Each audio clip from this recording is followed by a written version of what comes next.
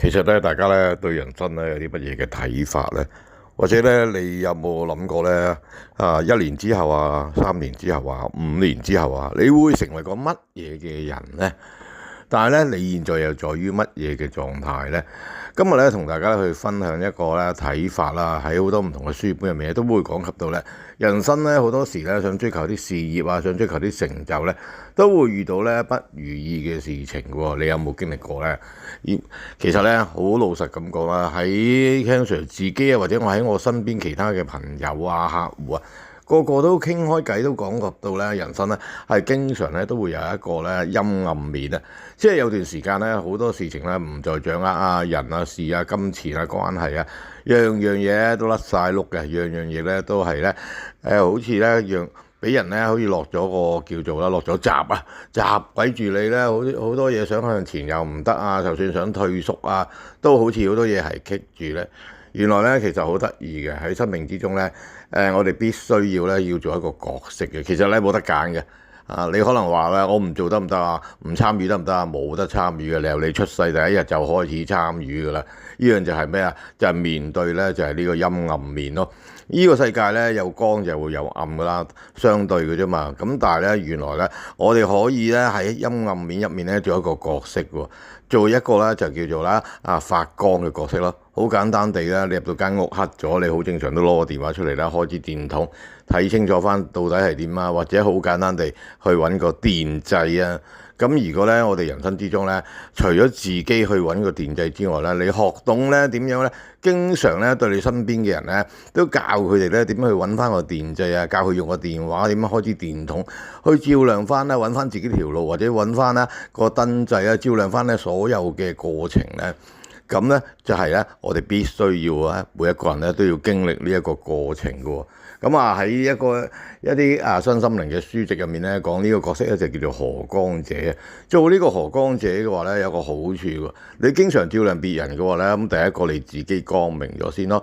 第二樣嘢咧就係啦，如果咧你令到身邊嘅人都光明嘅話咧，當你自己遇到啦呢一個陰暗面嘅時候咧，都可以借用好多嘅光咧照亮翻自己啦。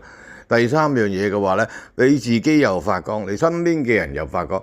簡單啲咁講，你成個環境都發光嘅話，咁你做事咪暢順咯，做事咪如意咯。個個都正能量，個個都喺度咧發光發亮嘅話，係一定咧幫到你咧，有啲好嘅事情咧可以發生到咯。同意嘛？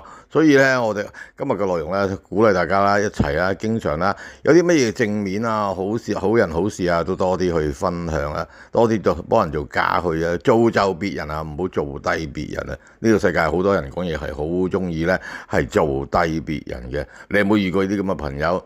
呢啲咧就唔係河光者，我稱之為咧呢啲人咧就走嚟咧幫你熄燈啊，熄咗燈，但係又調翻轉咁講喎，熄咗燈有乜好處咧？我都唔明。其實佢哋熄咗你眼燈，咁佢係咪代表咗佢光咗？呢個世界個個人都發光，係咪一件好事啊？但係有啲人好得意嘅，走嚟咧就撳熄你眼燈，即係做低你，咁佢覺得自己咧好型、好勁、好威、好醒啦。有冇遇過？人生之中冇得揀嘅。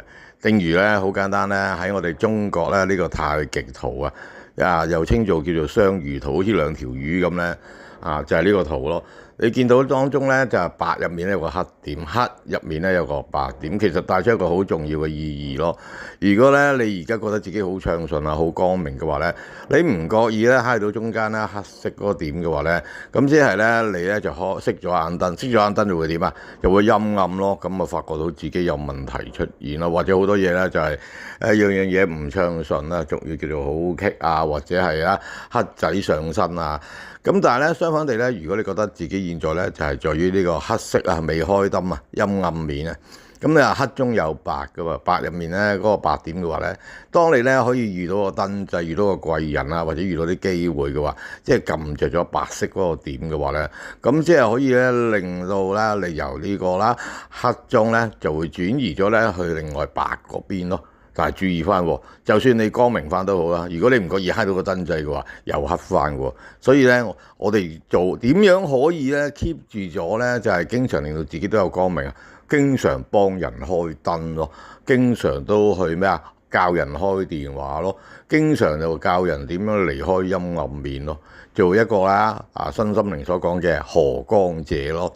荷係荷包嗰個荷喎，即係咧，即係荷包攞嚟做咩啊？儲存啲有價值嘅嘢咯，將有價值嘅嘢發光發亮，做照亮黑暗嘅光啊！